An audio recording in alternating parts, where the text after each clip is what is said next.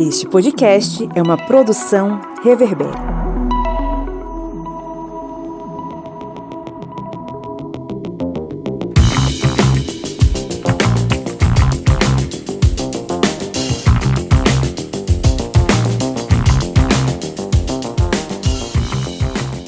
Olá, ouvintes! Está entrando no ar mais um episódio do seu podcast sobre as ciências humanas. Esse podcast que é a fronteira final contra o império da ignorância. Seu podcast de história pública e outras cocitas más. Eu sou Pablo Magalhães e que bom estar te acompanhando aí, seja onde você estiver, fazendo seus exercícios, indo para o seu trabalho, para a escola, para a faculdade. Que bom fazer companhia a você. Eu estou aqui acompanhado, como sempre, dele, o homem das Minas Gerais, que não é candidato a nada, mas você pode votar nele. Seu Felipe Monsanto. Bom dia, boa tarde, boa noite. Que bom falar aos ouvidinhos de vocês. Estamos aí firme e forte. Agora eu quero saber em que as pessoas podem votar em mim. O mais bonito do historiante? Talvez. No melhor podcast do ano, sei lá. E que inclusive a gente não se inscreveu, né? Fomos convidados, mas não nos inscrevemos. Vamos falar também com ele, o homem que montou um soviete na beira do Rio São Francisco e desde então luta contra o capitalismo, o camarada Cléber Roberto. E aí, pessoal, beleza? Enfrentando aqui o calor, né? Pablo do nada diz, vamos gravar com imagem. Eu disse, poxa, vou ter que botar a roupa. Meu Deus do céu, aqui nesses 30 graus à noite, tendo que botar a camisa. Tira casaco, bota casaco, viu, Pablo? A culpa é sua. Existe um segredo aqui no podcast que já foi revelado, né? O Cléber Roberto grava os episódios pelado. Como um bom comunista no calor, né? No sertão nordestino. Pois é, hoje a gente vai gravar um episódio para falar um pouco sobre essa questão das bets aqui no Brasil e seus impactos, né, econômicos, psicológicos, enfim. Ao longo do episódio a gente vai ter a colaboração da nossa querida amiga Eugênia Fernanda, que é psicóloga e que vai dar aí um panorama sobre essa questão das apostas. Essas apostas, né, que, como todo mundo já sabe, já tem noção, são apostas que efetivamente estão mexendo com as famílias brasileiras. De tal modo em que toda a dinâmica, toda a vivência dessas famílias está sendo modificada, transformada por conta justamente do fato de que as apostas elas não são necessariamente apenas uma escolha, mas se tornam algo extremamente viciante, né? Vamos bater um papo sobre esse assunto hoje, mas antes vamos aí para a nossa central de absurdos da podosfera, que é a marmota da semana com o Cléber Roberto. Marmota da semana. Marmota, né, que como eu disse, cada semana é difícil escolher uma. Dessa semana eu tive que modificar 3 vezes, porque eu coloquei uma, disse não vai aparecer nada mais absurdo, apareceu outra, e aí há 2 dias atrás apareceu, eu disse não, essa daqui não dá para mudar porque é uma notícia direto do Amazonas. E é uma notícia aqui do UOL. Candidato a prefeito é preso por jogar dinheiro para eleitores no Amazonas. O candidato a prefeito de Coari, no Amazonas, Dr. Rayone Cabral, Partido Mobiliza, foi preso na manhã desta quinta-feira, 2/10, após jogar dinheiro para os eleitores em uma praça pública da cidade. Acho que era uma homenagem ao Silvio Santos, né? E ele acabou, acho que, percebendo que era período eleitoral, não podia fazer isso. Mas vamos lá, continuando a notícia. Rayone foi preso pela Polícia Federal no âmbito da Operação Eleições 2024, que combate crimes eleitorais. O candidato foi detido por suspeita de irregularidades após lançar cédulas de dinheiro para seus eleitores durante um comício eleitoral no centro de Coari. Entre aspas, chuva de dinheiro, feita por Rayone, foi registrada em vídeo e divulgada nas redes sociais. As imagens mostram quando o candidato está sob uma espécie de palanque e do alto lança o dinheiro para a população, que se aglomera para conseguir pegar as cédulas de diferentes valores. Não há informações da origem do dinheiro. Polícia Federal diz que Raione Cabral foi levado para prestar depoimento. A Polícia Civil do Amazonas informou que o candidato infringiu 2 artigos do Código Eleitoral que vedam aos candidatos dar, oferecer ou prometer dinheiro aos eleitores em troca de voto. Mas eu acho que queria fazer uma homenagem, né, ao Silvio Santos. Quem quer dinheiro foi lá, só que aí não deu certo. Ele foi de Uber Black. Não pode nem comprar voto mais com tranquilo. Nunca vi, gente. Que partido é esse Mobiliza, hein, bicho? Mobiliza? É por causa aquela cláusula de barreiras de partidos.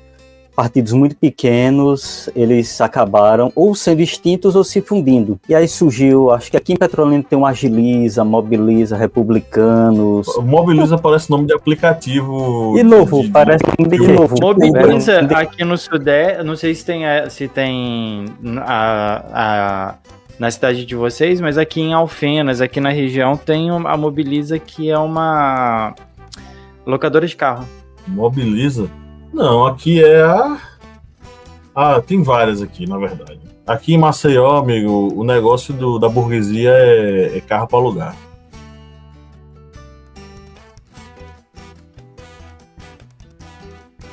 Não, a que recebi ainda agora é que o X voltar, o antigo Twitter, o X realiza depósito em conta errada e Moraes manda regularizar pagamento. Fez o Pix pra quem? Gente, na minha conta que não foi. Ô, Elon. 28 milhões de reais. Aí foi pra uma conta errada. Tendo aquelas outras contas do governo, né? Mas não era a conta que deveria ser feita. O Elon Musk é um idiota mesmo. A quem ele delegou a responsabilidade de fazer um Pix nesse valor aí? Né? Se não foi ele, bêbado na sua piscina. Enfim. Teve até empolgado com o urubu do Pix. Fica aí no ar. Kleber vem com essa história de urubu do Pix já tem alguns meses. O que é o urubu do Pix, Kleber? É um grande investimento aí que concorre junto com o Tigrinho. Investimento para ajudar a sociedade. Urubu é bem do Pix. brasileiro então, né? Urubu do gente, Pix. É bem desesperador um negócio desse, né? Nossa senhora. Agora, assim, só pra fechar essa questão da marmota, a coisa mais comum do universo, né? Candidato dando dinheiro pra comprar voto. Só que ele fez isso de uma forma extremamente espalhafatosa, não é isso? Tem um vídeo, pô. No próprio UOL tem um vídeo dele jogando dinheiro. Parece que tem uns motoqueiros, parou a moto, pula da moto pra pegar o dinheiro. É um tumulto. Nossa senhora. Bom, vamos para nosso giro de notícias, Kleber Roberto.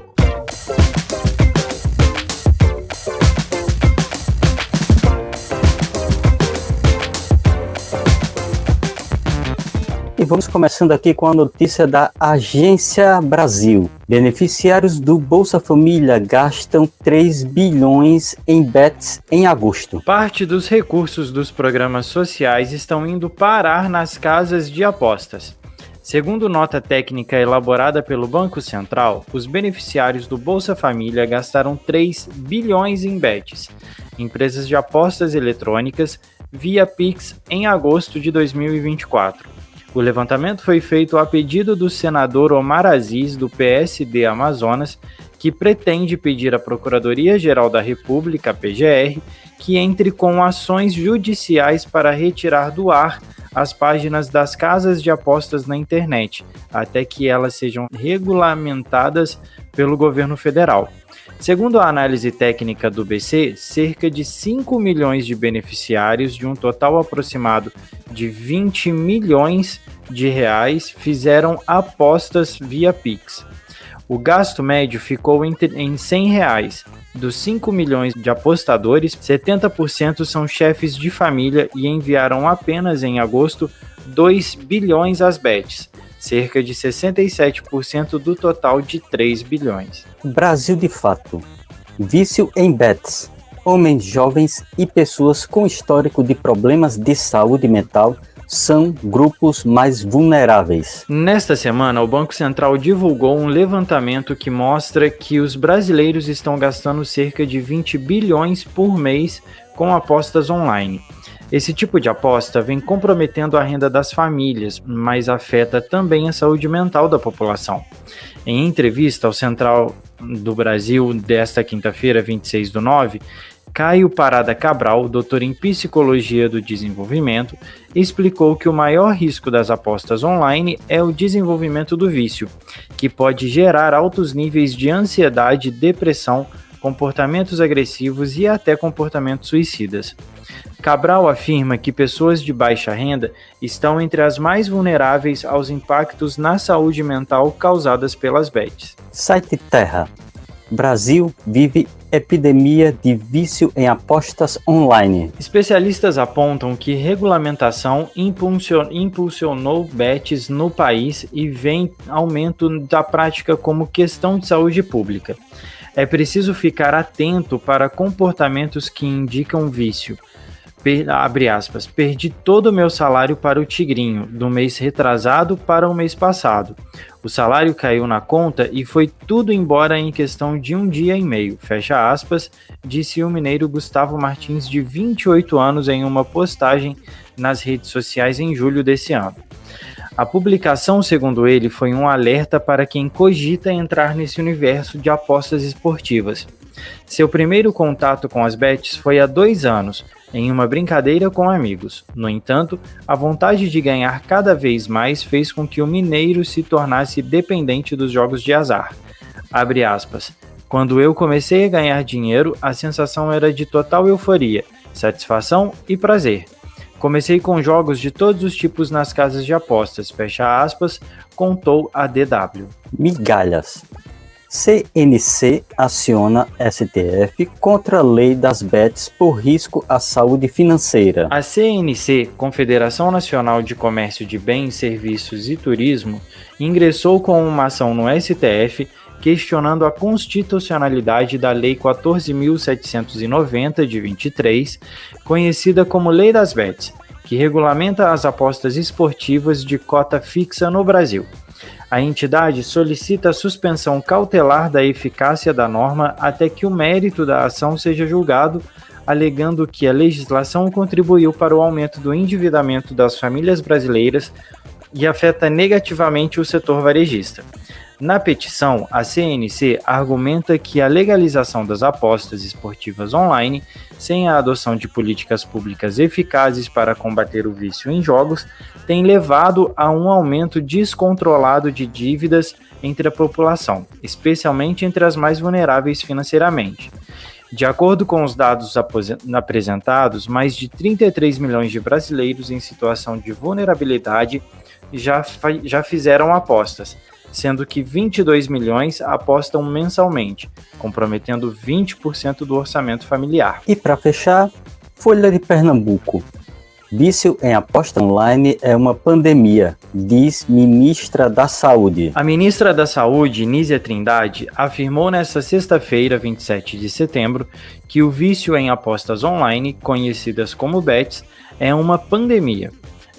Segundo ela, é uma pandemia guardada à questão da gravidade. Isso precisa ser trabalhado na saúde. A consequência é grave do ponto de vista da dependência, fecha aspas, segundo a ministra. Nízia defendeu que o problema seja enfrentado com o mesmo vigor com que se encarou o tabagismo. Pablo, é com você. Beleza, vamos para o nosso editorial.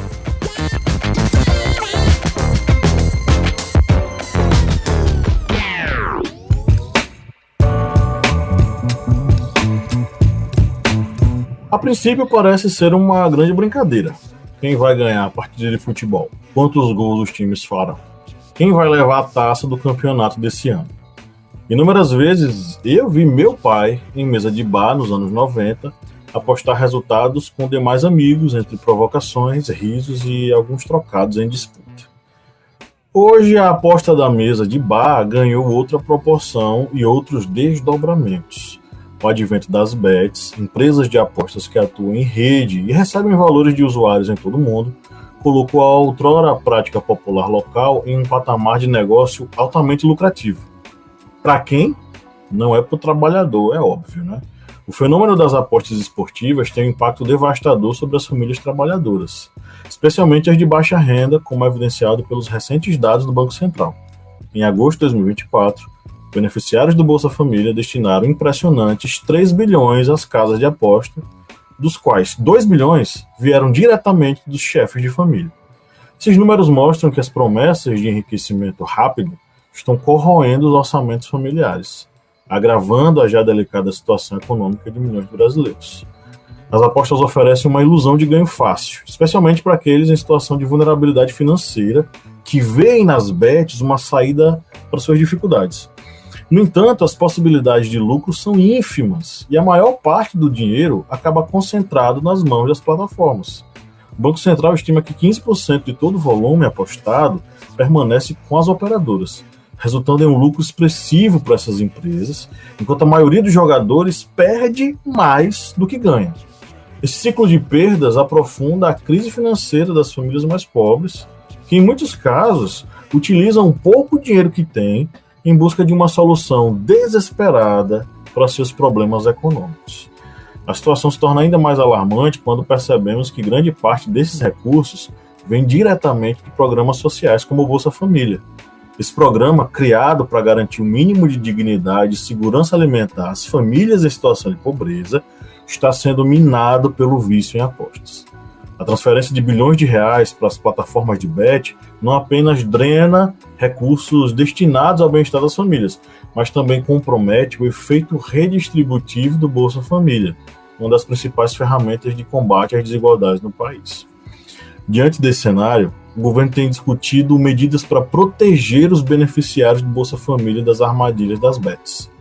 Entre as propostas está a proibição do uso do cartão do programa para apostas, evitando que esses recursos sejam desviados de sua finalidade principal, que é garantir a alimentação e o sustento básico das famílias.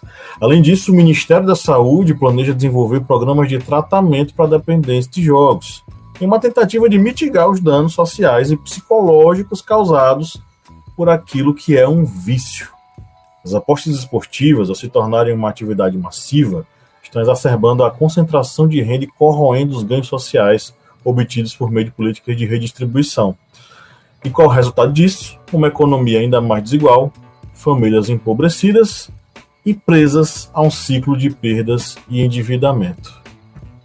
Para onde é que a vaca vai, minha gente, se não para o brejo? Deixo a pergunta aí para vocês.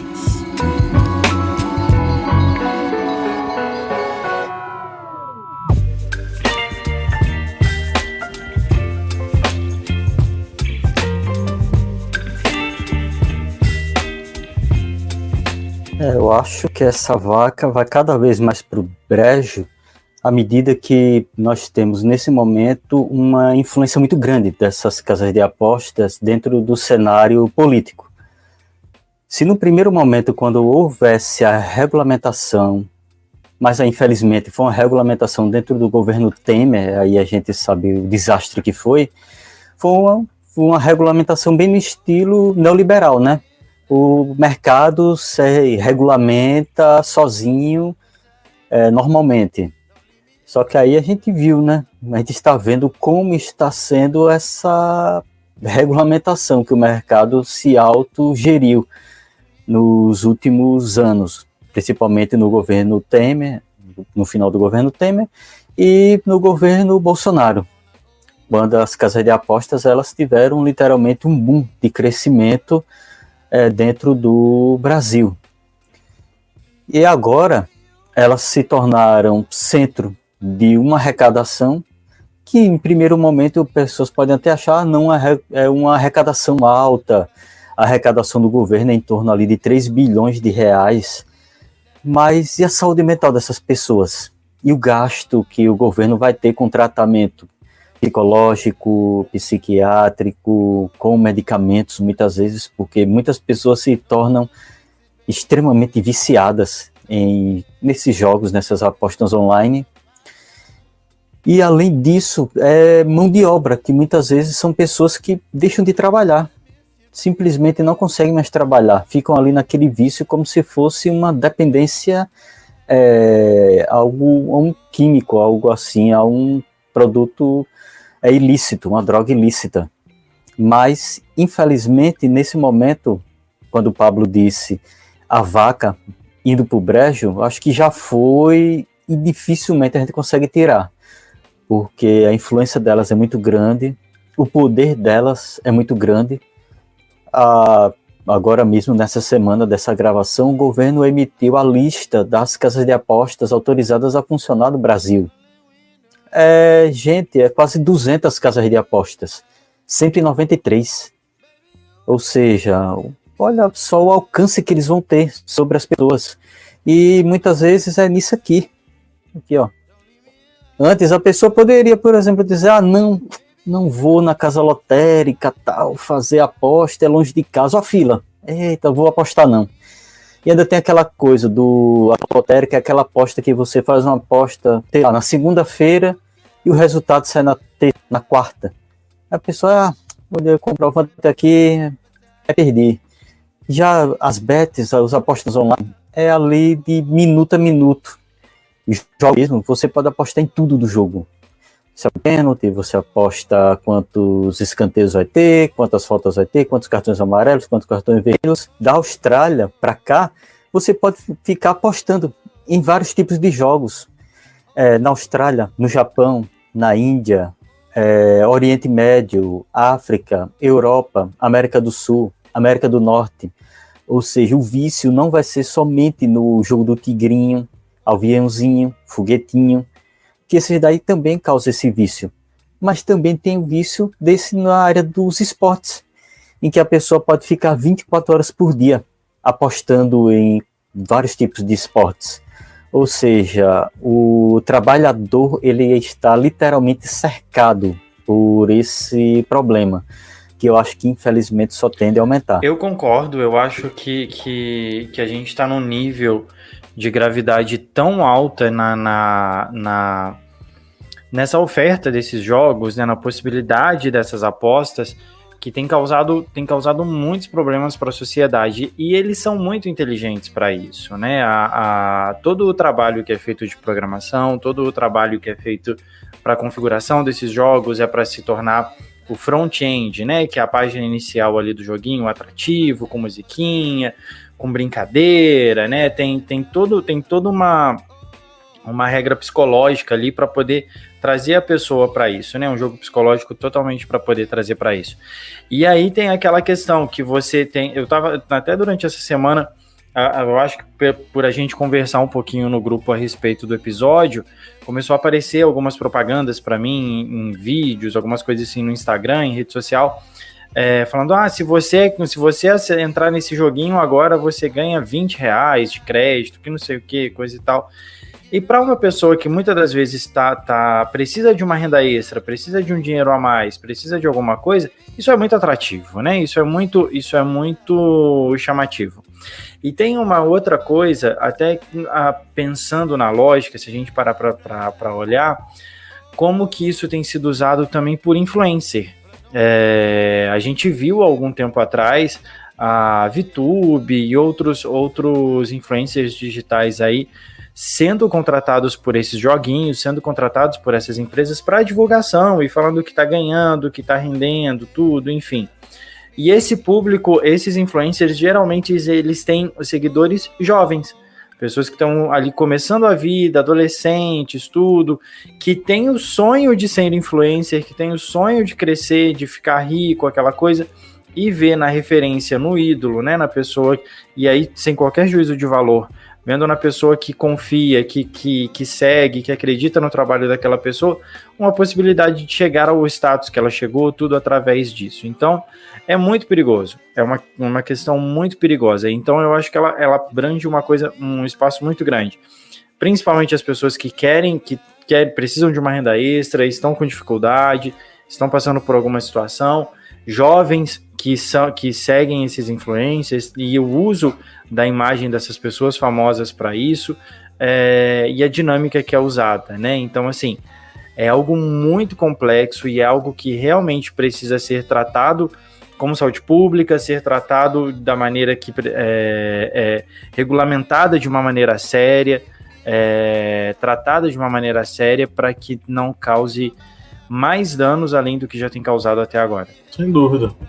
Eu acho que cabe agora a gente botar a fala da Eugênia, né? A gente vai ouvir duas falas da psicóloga Eugênia Fernanda.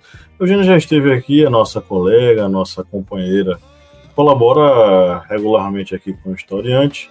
A comparação com o vício em substâncias, por exemplo, o vício em apostas online pode ser comparado ao vício em substâncias como álcool ou drogas, porque ambos ativam os mesmos circuitos de recompensa no cérebro, principalmente ligados à dopamina.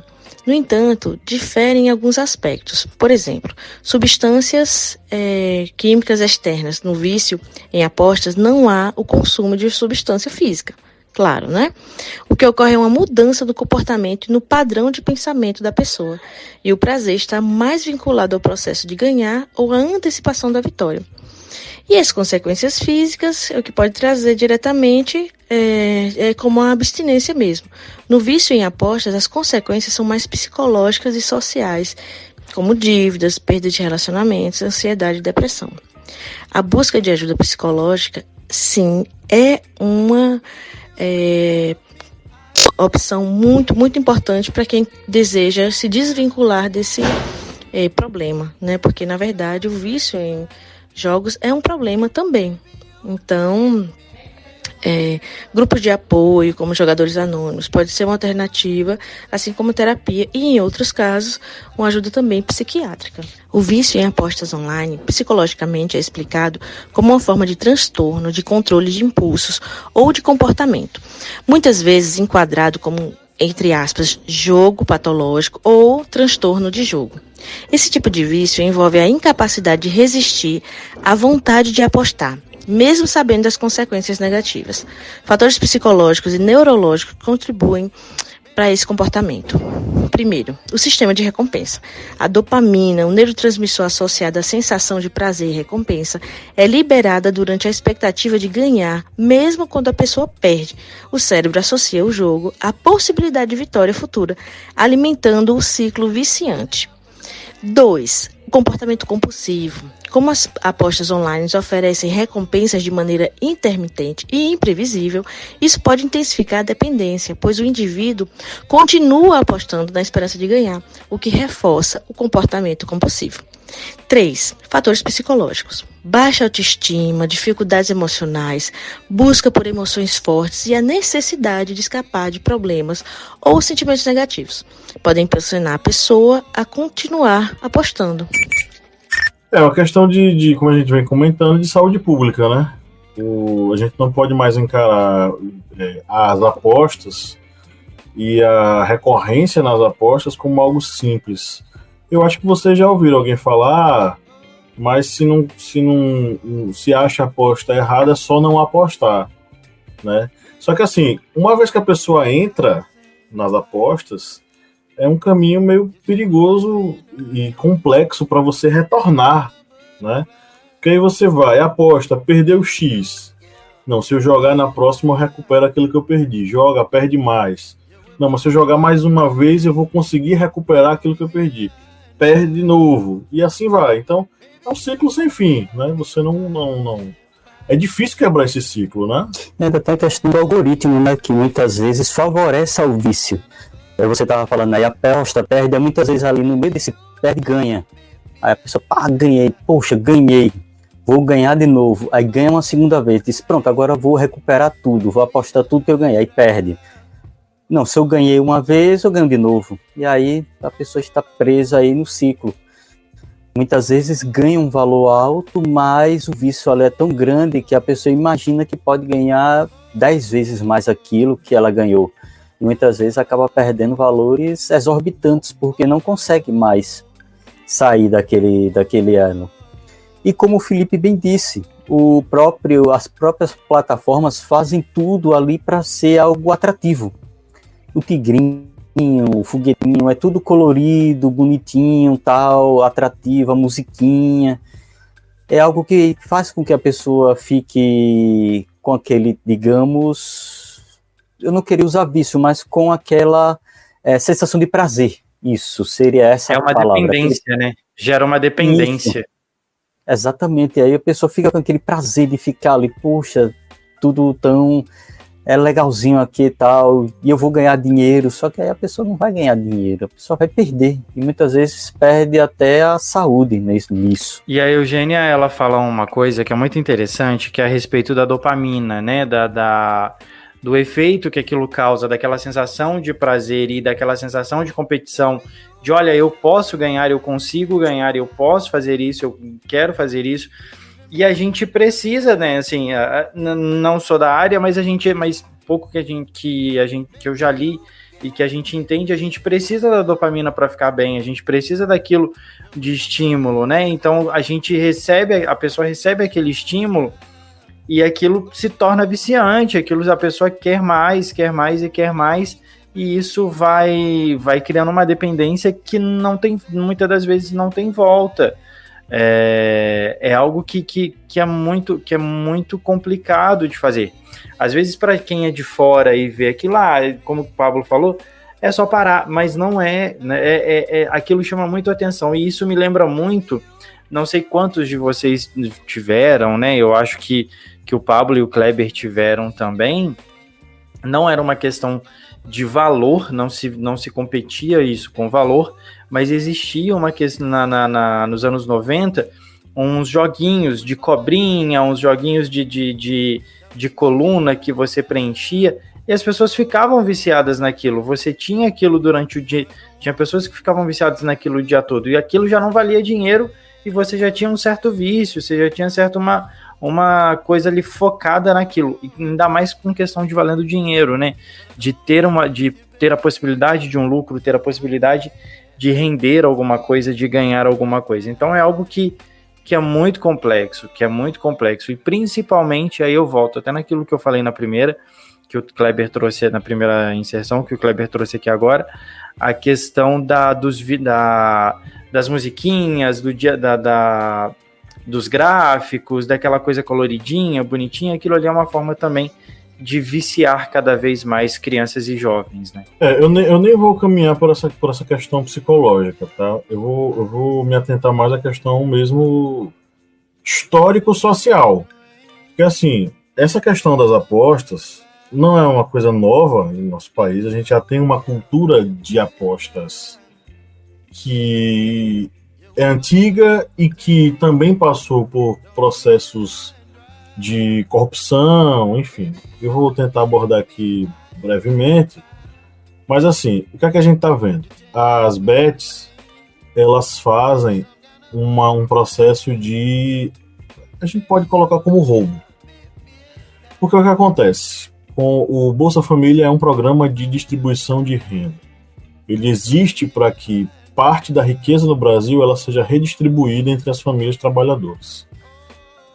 O que é que acontece com as famílias trabalhadoras que acabam se envolvendo na questão das apostas? Esse Bolsa Família está sendo empenhado nas apostas e o dinheiro redistribuído está indo novamente para o bolso de quem? Dos ricos no Brasil. E aí você pode até dizer, não, mas o governo arrecadou, ele poderá arrecadar X bilhões.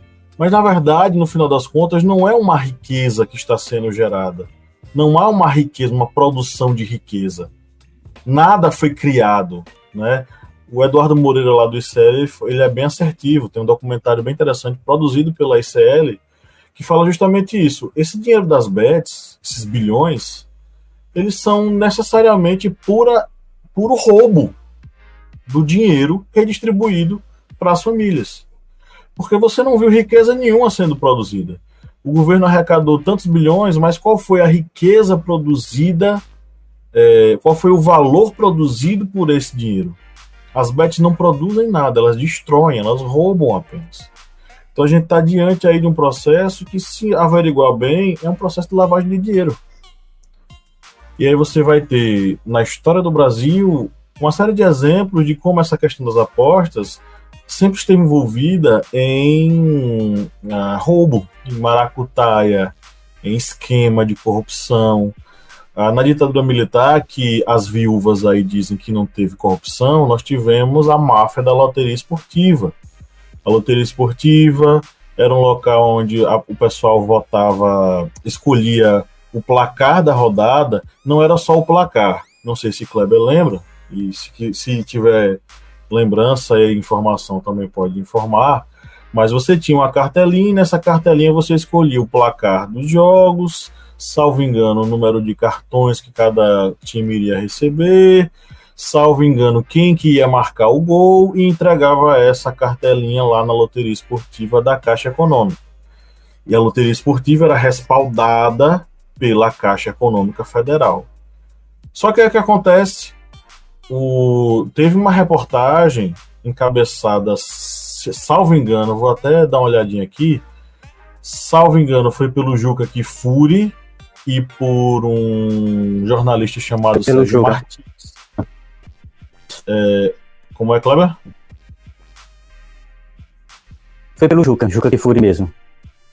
Isso, foram dois. Foi o Juca Kfouri e foi o jornalista chamado Sérgio Martins, salvo engano. Eles fizeram uma reportagem na revista Placar denunciando a máfia da loteria esportiva, né, em 1982. Eles descobriram que havia três grupos que faziam todo esse roubo. Era, salvo engano, um em Fortaleza, outro em Salvador e outro, se não me engano, no Rio de Janeiro. Então esses 3 pontos eles faziam era a máfia, e as vitórias, sempre quem ganhava na loteria esportiva estava nesses locais, porque a máfia fazia com que o dinheiro todo se concentrasse lá, e aqueles caras ali daquelas cidades que faziam parte da máfia, eles sempre saíssem vitoriosos. Essa matéria foi publicada na revista Placar, e aí o que acontece? Ela não teve uma repercussão nos outros meios de comunicação.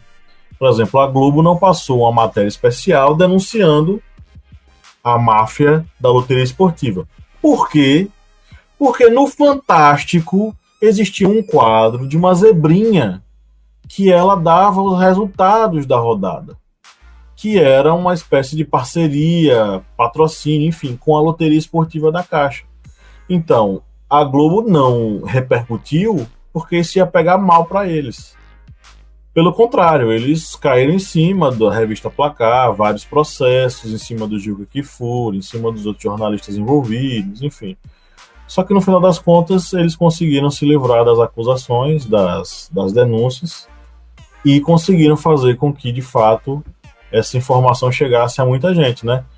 Em 3 anos, a Polícia Federal pegou 125 pessoas que foram acusadas na reportagem, só que dessas apenas 20 foram indiciadas, né? E o escândalo acabou não abalando a Caixa Econômica, que desistiu da loteria esportiva e ficou com a loteria comum, aquela que a gente faz, bota os numerozinhos, a quina, dezena e tal, sei o que, pá, e faz lá a fezinha toda semana. Enfim, e aí além dessa a gente teve a máfia do apito. A máfia do apito foi justamente nos anos 2000, só me engano, entre os anos 90 e os anos 2000, não, foi dos anos 2000 mesmo. Foi denunciada pelo André Rizek, lá na Veja, e denunciava a existência de uma máfia envolvendo árbitros que beneficiavam um time ou outro de acordo com o valor que tinha sido investido nas apostas. O árbitro era cadê o nome do árbitro? Não estou encontrando. Cadê, minha gente? É o Edilson Pereira, não? Edilson Pereira. Eram 2. Era o Edilson Pereira na Série A e o José Paulo Danelon na Série B. Eles eram afiliados à Federação Paulista de Futebol. Os 2 caras, eles recebiam uma propina para manipular, né, ou uma porcentagem, para manipular os resultados através da sua arbitragem. E quem é que mandava nisso? Era o bingo, eram caras ligados ao bingo. Os caras ligados ao bingo, eles investiam, sei lá, um valor absurdamente alto, né? Tem até o valor aqui que o na matéria que eu estou acompanhando, os árbitros recebiam R$10 mil por jogo adulterado, e os empresários que tinham ligação com donos de casas de bingo empregavam até R$200 mil em apostas. E aí, mais recentemente, mas isso ficou no passado, as bets estão aí para isso. O jogador Paquetá, da seleção brasileira, esteve envolvido num escândalo de manipulação de resultados. Na verdade, o Paquetá tentou mostrar para a família dele, os amigos, que ele tinha certo poder, né? E aí orientou os caras a fazer um investimento. Aposte tanto que eu vou levar um cartão amarelo nesse jogo. E ele ia lá e tomava o cartão amarelo para beneficiar a galera dele. Só que o que aconteceu, a galera dele se lambuzou e começou a fazer aposta muito alta. E isso chamou a atenção. Peraí, como é que esse cara que apostou tão pouquinho há um tempo atrás, agora está apostando tanto e está sempre ganhando? O que é que está acontecendo? É só lembrando que esse caso de Paquetá está em investigação lá na Inglaterra. Tanto que ele ainda é convocado e tal. E são 3 cartões amarelos que ele tomou. E isso é uma brecha ainda maior, porque antes, nos escândalos de loteria, você apostava na vitória ou derrota. Ou seja, muitas vezes, para um time perder, tinha que subornar muitos jogadores, goleiros, árbitros. E agora não, uma pessoa pode querer que um jogador ali, toma um cartão amarelo aí, que você vai ganhar 10 mil. Faça um escanteio ali antes dos 10 minutos do primeiro tempo, que tudo isso vale dentro dessas novas modalidades de apostas. Esse caso do Paquetá ainda está sendo investigado pela Federação Inglesa. E envolve pessoas da ilha de Paquetá, que é onde tem os parentes dele, que realmente fizeram apostas que coincidiam exatamente com jogos que Paquetá tomou cartões amarelos. Tem até os lances aí no YouTube e tal, e a pessoa que quiser assistir pode pesquisar para ver se realmente foi um cartão justo, injusto, se foi proposital ou não, enfim, quem vai decidir isso aí é a justiça. Mas como o Pablo está dizendo, atualmente você imagine um jogador que vai receber uma proposta aí de R$50 mil para tomar um cartão amarelo. Ele vai lá, mete a mão na bola, pronto. Aí muitas vezes acha que nem prejudica, né? Não vou tomar um cartão amarelo aqui. Aí muitas vezes toma outro amarelo, é expulso, prejudica o time que fica com um jogador a menos. E tudo isso muitas vezes influencia exatamente na perda de dinheiro de pessoas que realmente, digamos, poderiam estudar ali um jogo, a estratégia, tudo, mas devido a isso causa a perda para muitas pessoas, mas o lucro para alguns poucos. Só para encerrar aqui, eu queria dizer o seguinte: por que essa lógica, essa dinâmica das apostas e da manipulação das apostas existe? Porque ao fim e ao cabo, ou ao cabo e ao fim, eu não sei como a expressão, qual é a melhor forma de falar isso, mas assim, no início do processo até o final do processo, vocês estão me ouvindo? Para mim deu uma quedinha aqui. Estou vendo. Pronto. Do início ao fim desse processo, está em jogo uma lógica e uma dinâmica de controle capitalista. Qual é o objetivo das casas de aposta? Não é fazer com que alguém enriqueça. É fazer com que a própria banca e os seus donos, ricos capitalistas, enriqueçam cada vez mais. Por que o Paquetá manipula resultados de jogos, ou qualquer outro jogador? Porque no final das contas eles querem necessariamente roubar dinheiro de pessoas, que é a lógica final do capitalismo. E por que a gente está vendo tantos trabalhadores entregando de mão beijada o dinheiro do Bolsa Família ou o dinheiro do salário deles? Porque tem gente endividada que teve que vender coisa. Porque no final das contas, o sistema que a gente vive, que é o sistema capitalista, ele espreme tanto o indivíduo, espreme tanto, e tira dele todas as suas formas de se dar bem, que ele vê nas apostas um meio de enriquecer. Vou apostar porque esse é o meu jeito de mudar de vida. E aí você vai ter uma proliferação de youtubers, de Instagrammers e de puta que pariu, etc e tal, de caras que têm certa relevância nas mídias sociais, dando dicas de como viver de apostas, que é uma grande mentira. Eles estão vendendo uma ilusão. E os trabalhadores estão caindo nessa ilusão, porque a realidade é foda. A realidade da exploração do capital é foda. E eles veem nisso, um vislumbre. Caramba, meu filho tá com fome, não tenho dinheiro para comprar o leite, o aluguel tá atrasado, vou apostar, porque é o jeito que eu vou ganhar dinheiro e vou mudar minha vida. E aí nós estamos nesta merda que nós estamos. Tem um gráfico aí que eu compartilhei com vocês no roteiro, meus amigos. Esse é um gráfico que mostra a evolução das apostas em bets.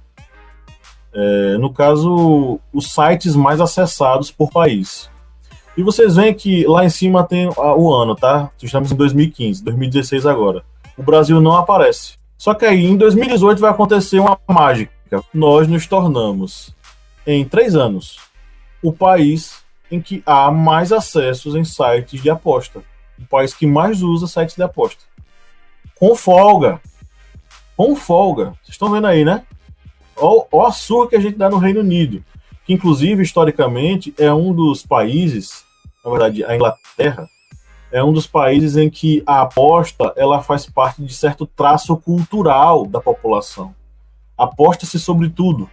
Por exemplo, no século, salvo engano, século XVII, século XVIII, um aristocrata francês chamado Monsieur d'Eon tinha revelado que, na verdade, ele era uma mulher. E agora ele era Mademoiselle d'Eon. E os ingleses começaram a fazer apostas. Inclusive, Felipe, não sei se conhece essa história, mas é a primeira história de uma mulher trans. É o primeiro relato de uma mulher trans na história da humanidade. Vamos dizer assim. Eu já conhecia. Documentado. Monsieur d'Eon disse, não, eu sou mulher. Fui criada como homem, mas eu sou Mademoiselle. E aí as casas de aposta na Inglaterra começaram a apostar o sexo de d'Eon. Quando ele morreu, as apostas duplicaram, triplicaram, né? Qual era o sexo de Mademoiselle d'Eon? É homem, é mulher? Enfim, eu estou usando esse exemplo porque é um traço cultural dos britânicos. Olha a surra que nós brasileiros estamos dando nos britânicos no acesso e na utilização de bets no Brasil, no mundo, né? Em dados gerais. Eu vou botar novamente aqui o vídeo, ele vai ficar passando. Quem quiser, se vocês quiserem fazer algum comentário, fique à vontade, tá? Mas aí, desde 2011 para hoje, olha a evolução aí. O brasileiro, ele sempre tem uma não uma cultura, mas é essa questão, né, da possibilidade de tentar mudar de vida, de querer lutar para conseguir algo a mais, e a gente tem histórico disso também, né? A gente tem a Loteria Federal, tem aquele jogo no final do ano que todo mundo faz, que uma boa parte da galera faz, o Mega da Virada, todo mundo sempre acaba gastando uma grana em alguma coisa ali, né? E eu cresci, a gente até comentou aqui nos bastidores, eu cresci num lugar onde, perto da minha casa, tinha uma boca de jogo do bicho. Tinha uma boca de jogo do bicho para a pessoa poder jogar ali, sonhava com gato, sonhava com cobra, alguma coisa assim, a pessoa ia lá, jogava 1, 2, 3 vezes por dia para poder ganhar dinheiro, né? Tentar ganhar alguma coisa. E isso foi passando com o tempo, vem evoluindo de alguma forma, né, até chegar aonde a gente chegou. E isso é muito perigoso para a sociedade. Isso, como o Pablo falou aqui, isso é uma forma de retirar dinheiro das pessoas para poder manter e oprimir, né, manter o capitalismo e oprimir aí a classe operária em cima da sociedade, né? E no caso do jogo do bicho, estava mantendo muito a lavagem de dinheiro e também as milícias, né? Pelo menos ali na região do Rio de Janeiro, ali na região de Juiz de Fora, que é muito próximo ao Rio de Janeiro e tem uma influência muito grande, é muito em cima disso. Gustavo Lima que o diga, né? que está, na verdade, deveria estar preso, né? Mas não está porque está nos Estados Unidos. Suspenderam, né? Suspenderam a prisão preventiva dele, né? Mas ele está sendo investigado. Deolane, quem mais? A galera aí. Essa questão de jogo, Pablo lembrou bem essa questão dos influencers, e a gente lembra também um detalhe, essa questão dos influencers, essas bets, essas casas de aposta online, eles pegaram exatamente naquele ponto que o capitalismo gosta de pegar nos trabalhadores, que é a questão do consumo.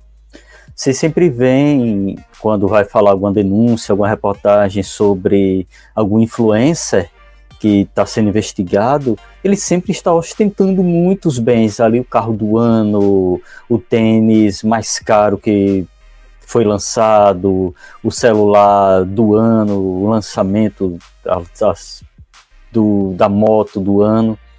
E tudo isso vai exatamente dentro daquele âmbito do consumismo, né, que faz parte do capitalismo. A pessoa pode até estar ouvindo esse podcast e dizendo, esses cabos é chato, tudo comunista, não sei o quê, é tudo, vão para China, vão para Cuba. Só que é a realidade, gente, é a realidade. Essas casas de aposta estão pegando exatamente no ponto em que o capitalismo é forte, que é a questão do consumo, o consumismo. Muitas vezes a pessoa é instigada àquilo ali, porque vivemos em uma sociedade em que você tem que ostentar produtos para demonstrar que você teve sucesso. Se você não tiver o carro do ano, se você não tiver o celular lançamento, se você não se vestir com as roupas de marca, você fracassou dentro da sociedade capitalista, porque você não está conseguindo ostentar. E não é isso. A gente tem que viver bem, mas essa questão da publicidade das casas de aposta foram exatamente nesse ponto. Você vai viver como um marajá, você vai viver rico, você vai ter posses através do jogo, dessa bet, desse aviãozinho aqui, desse tigrinho. E não é assim, gente, não é. Tudo isso aí é ilusão, é mentiras que estão passando na sua cara, assim, dizendo, tá vendo isso aqui? Você nunca vai ter isso aqui, porque esse jogo tem um algoritmo aqui que é feito para você perder. A realidade é essa. A banca nunca perde, a banca sempre ganha. Quem perde é o usuário, é o jogador.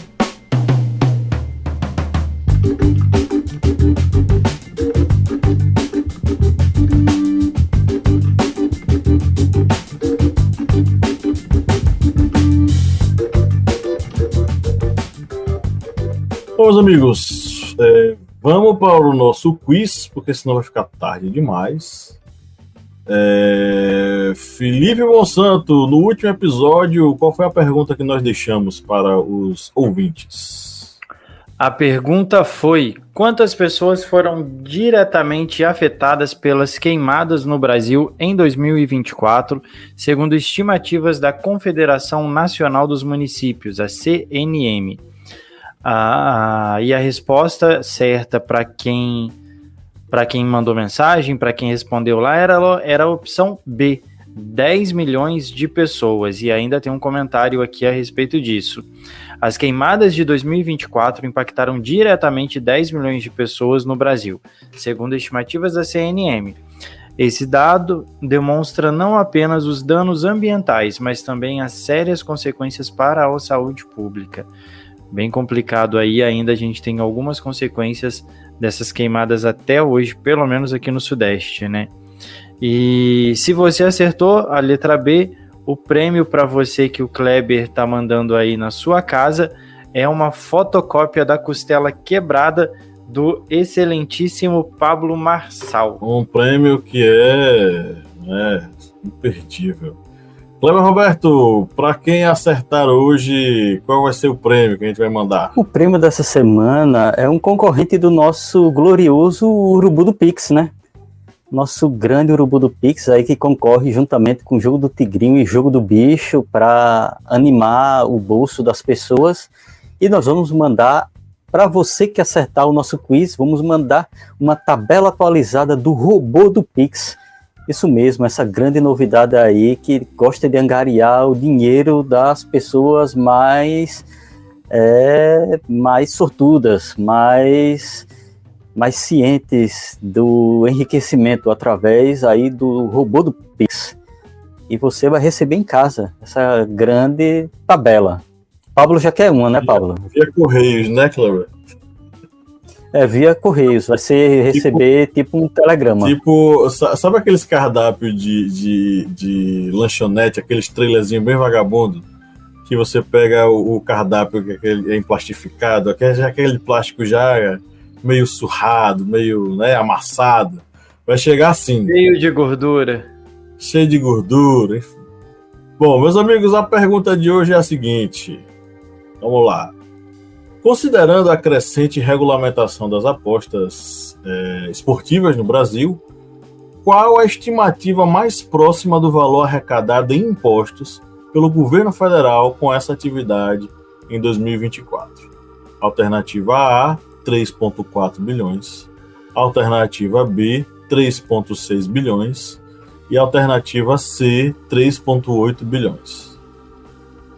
A, B ou C? 3,4, 3,6 ou 3,8 bilhões? Acho que é 3,4. Eu vou de A, 3,4. E vocês acabaram de ganhar, meus amigos. Parabéns. Acertaram. Pois é, manda o endereço aí, Felipe, para receber a tabela aí do robôzão do Pix. Eu vou deixar para você. Pode ficar com a tabela. Você se esforçou muito para ganhar. Pode ficar. A explicação é a seguinte: a equipe do Tesouro Nacional afirmou que a regulamentação das bets não tem a aspiração arrecadatória e reiterou que a previsão do governo para arrecadação em 2024, este ano que vigente aí, é de 3,4 bilhões. A estimativa foi dada na quinta-feira, vulgo ontem, dia 3, durante a coletiva para comentar o resultado do governo central de agosto. Perfeito, os dois ganharam. Pega metade e me passa desse Pix aí que o robô vai mandar. Eu tenho certeza que esse robô é rico. Cleber Roberto, para os nossos ouvintes, qual é a pergunta que vai ficar? E para nossos ouvintes, a pergunta é a seguinte: qual a porcentagem aproximada de brasileiros que já realizaram alguma aposta esportiva online? E as opções: a opção A, 7%, B, 10% e C, 12%. Estão aí a pergunta do nosso quiz e as opções para vocês escolherem.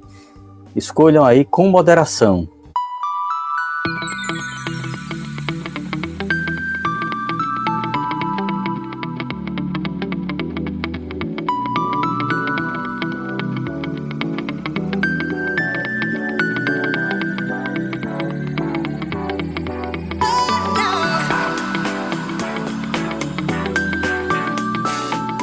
Perfeito, vamos para as nossas indicações. Hoje eu vou dever de novo a nossa curiosidade, cara. Tá, a vida paterna está me tirando o tempo e eu não consigo pensar em nada. Vamos para as indicações, que é um oferecimento aos nossos ouvintes, a não ser que Kleber tenha alguma curiosidade, ou a não ser que Felipe tenha alguma curiosidade, porque senão não teremos esta noite. Eu estou sem. O Kleber está pensando ali. Matutando. Matutando e realmente não estou conseguindo. Você me pegou aqui, como diz, de calças curtas. Você pegou aqui na canela. Kleber, realmente não estou conseguindo. Para quem está ouvindo, o Kleber está usando cuecas, tá? Vocês não podem ver aí se estiver ouvindo podcast. Bom, eu não vi cuecas. Porque na câmera não mostrou. Estou derretendo. Pior, está sem cueca. Meu Deus, Felipe. Socorro. Pois é. Na hora do ajuste da câmera ali, eu fiquei até com medo. Eu peguei e falei assim: Kleber, fecha a câmera. Vai virar figurinha aí no WhatsApp. Vamos para os filme de terror, Que show da Xuxa é esse? Que show da Xuxa é esse, né?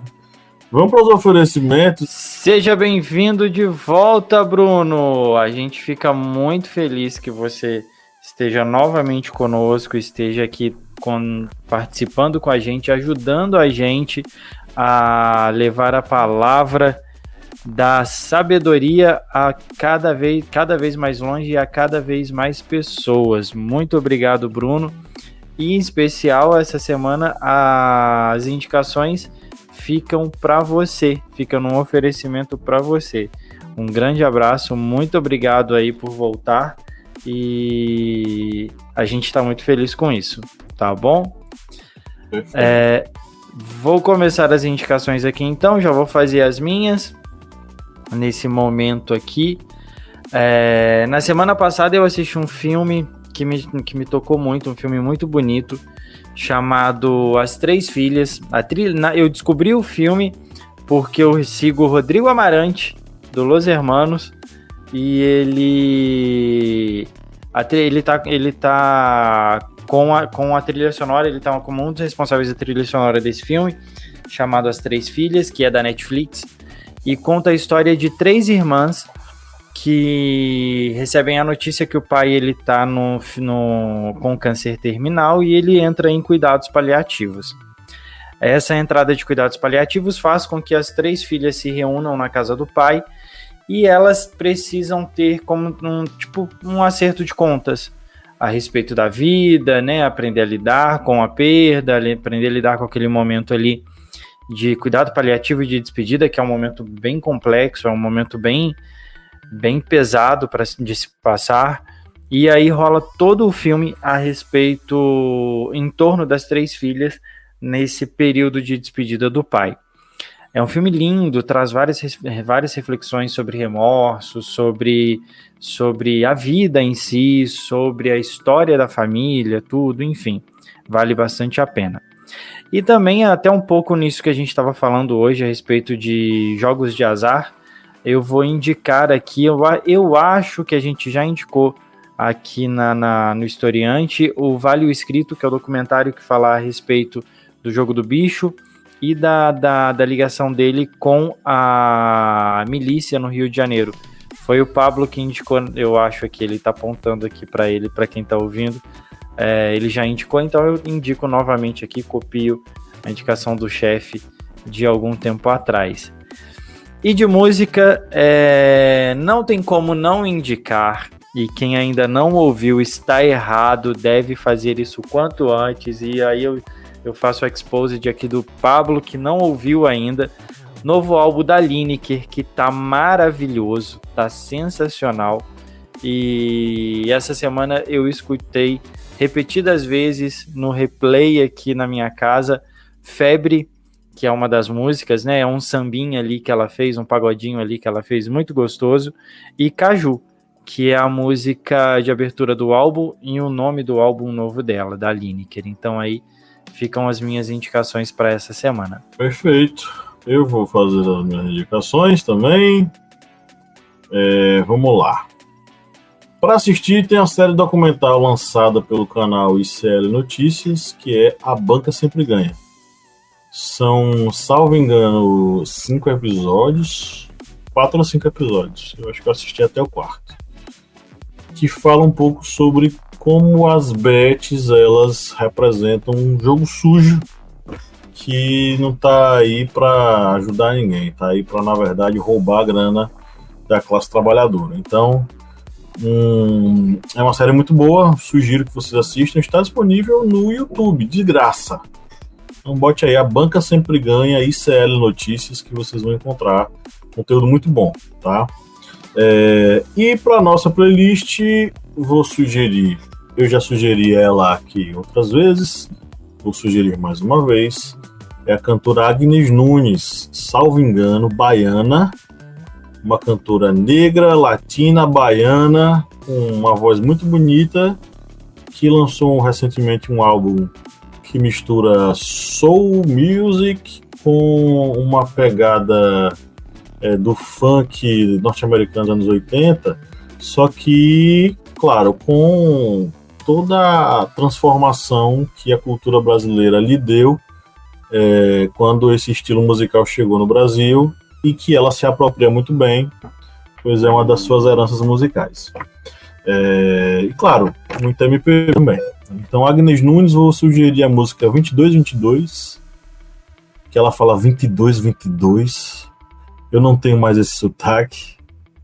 Esse 2222 é do interior da Bahia, que o 20 fala-se com a língua aqui, ó, 20. com os dentes da frente. Felipe não sabe o que é isso. 20. Fala aí, 20. Você sabe que eu tava tentando aqui, né? Fala aí. 20. 20. 22, 22. Agnes Nunes. 22. 22. 20. 22. Enfim, ouçam. É uma música muito bonita. A Agnes canta muito. E vou sugerir também um compositor, cantor-compositor, um jovem, cara. Só que assim, ele compõe como se tivesse 300 anos de experiência. O nome dele é Tuca Oliveira. Ele tem uma música, ele tem várias músicas muito boas, mas ele tem uma música chamada Eu, Você e as Estrelas, que é obra-prima aí. Ouçam, muito bom Tuca Oliveira também, ouçam Agnes Nunes, ouçam mulheres da música popular brasileira e ouçam música popular brasileira. Tem muita gente fazendo um conteúdo muito bom. É isso. Bem, vou fazer minhas indicações. Vou indicar aqui uma leitura para vocês, que é um livro assim que me surpreendeu demais. No último episódio eu tinha indicado 2 livros, né, Vidas Secas e o 15, e depois fui fazer uma pesquisa assim rapidinha para ver sobre algum livro que falasse sobre a Grande Seca, né? Eu disse, não, já tô. E aí encontrei um livro que é bem desconhecido, que é um livro de José do Patrocínio, Os Retirantes. E pessoal, vou ser sincero, se esse livro de José do Patrocínio fosse lançado agora lá fora, Estados Unidos, Inglaterra, ele seria best-seller. Seria assim, livro assim de vender a casa dos milhões de exemplares. Porque eu nunca vi um livro em que o autor conseguisse fazer tantas histórias, um conjunto de tantas histórias separadas dentro de um mesmo livro e todas conectadas entre si. E esse livro, né, Os Retirantes, ele é baseado na Grande Seca, que ocorreu aqui no Nordeste entre 1877 a 1879.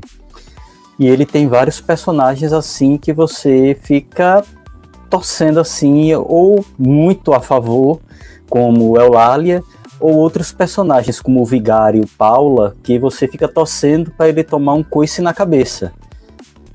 Mas tem muitos outros personagens, tem o bando de Diabrete, Virgulinho, Desempenho, tem também Mundica, que é outra personagem que vai ser muito importante, tem a família de Eulália, com Dona Ana.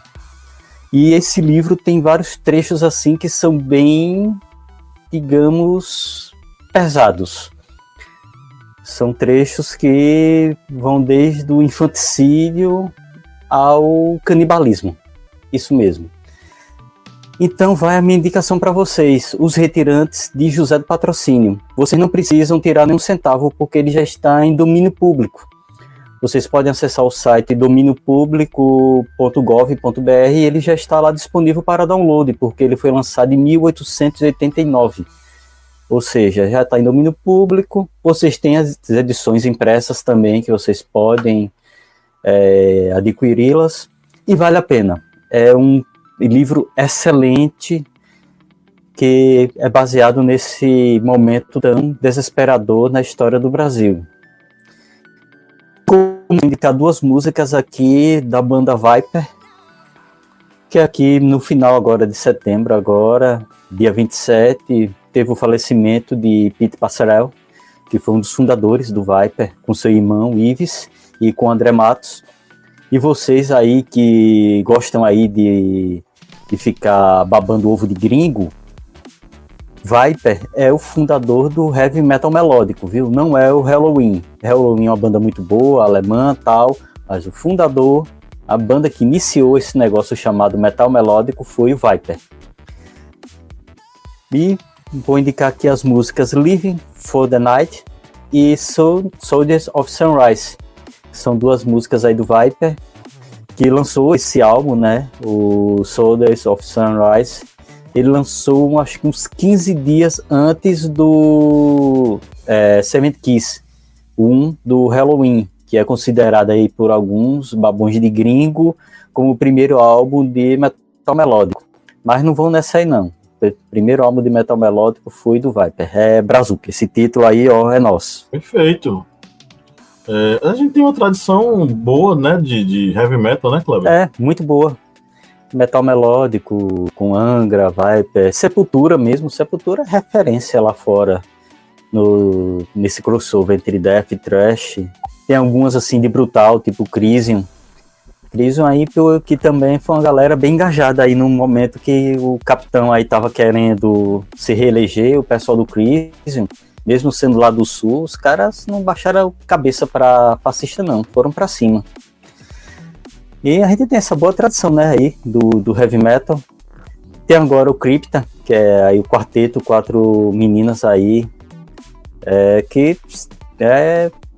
tipo, estão fazendo turnês uma atrás da outra, Europa, Estados Unidos, aqui no Brasil. Infelizmente tem uma galera aí machista pra caramba que fica atacando elas. Aí vocês já sabem, né, porque 4 meninas tocando heavy metal, 4 mulheres, né, tocando metal, e aí já sabem. Misoginia fica batendo lá no teto. Mas aí é mais outra referência grande aí pro nosso metal. Pois é. Então é isso, meus amigos. Chegamos ao final de mais um episódio. Foi muito bom contar com vocês que nos ouviram até agora. Amigos, Abemos Podcast. Abemos Podcast. Subiu Fumaça Branca. Subiu Fumaça Branca. E eu queria agradecer a você que ouviu até agora, você que teve essa paciência toda de nos acompanhar nessa mais de hora de conversa. Saiba que é para você que a gente produz conteúdo a cada dia. E no 3, vamos dar o nosso tchau coletivo. 1, 2, 3. Tchau! Tchau!